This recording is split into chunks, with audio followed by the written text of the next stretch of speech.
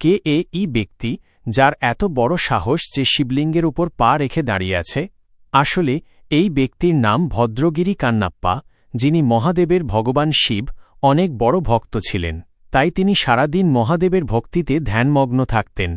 একদিন মহাদেব তার ভক্তির পরীক্ষা নিলেন। হঠাৎ করেই ভদ্রগিরি যে শিবলিঙ্গের পূজা করতেন সেটিতে দুটি চোখ ফুটে উঠল। এরপর একটি চোখ থেকে রক্ত ঝরতে শুরু করল। এটা দেখে রক্ত বন্ধ করার জন্য ভদ্রগিরি সেই চোখে ভেষজ ওষুধ লাগালেন, কিন্তু তাতে রক্ত বন্ধ হল না। অনেক চেষ্টার পরেও যখন রক্ত বন্ধ হল না, তখন ভদ্রগিরি একটি তীর নিয়ে নিজের একটি চোখ তুলে শিবলিঙ্গে লাগিয়ে দিলেন, আর রক্ত বন্ধ হয়ে গেল। তবে শিবলিঙ্গের অন্য চোখটি থেকে আবার রক্ত পড়া শুরু হল। তখন ভদ্রগিরি ভাবলেন যে নিজের দুটো চোখই তুলে দিলে তিনি কি করে বুঝবেন যে শিবলিঙ্গের কোথায় চোখটি লাগাতে হবে? তাই তিনি শিবলিঙ্গের চোখটির উপর পায়ের আঙুল স্পর্শ করে রাখলেন, যাতে বোঝা যায় যে কোথায় চোখ লাগাতে হবে।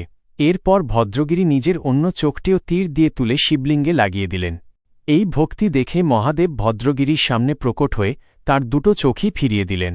এই শিবলিঙ্গটি আজও অন্ধ্রপ্রদেশের শ্রীকালাহস্তীশ্বর মন্দিরে পূজিত হয়।